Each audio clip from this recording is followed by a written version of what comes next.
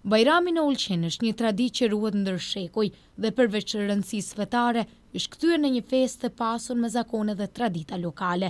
Ai mbetet një moment që bashkon qytetarët dhe kultivon trashëgiminë kulturore të qytetit.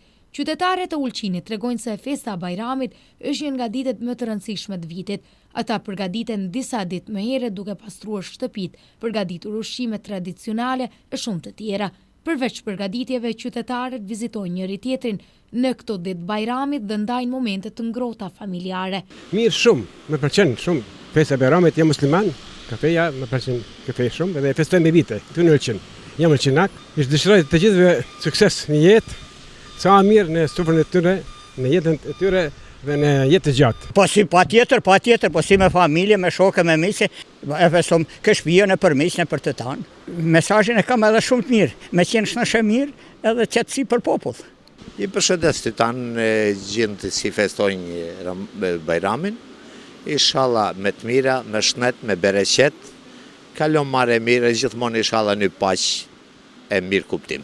Bajramin e presim, do në më shku me shëtrit në tretën ditë Bajram Shqipni, me dyzene, me gjanë.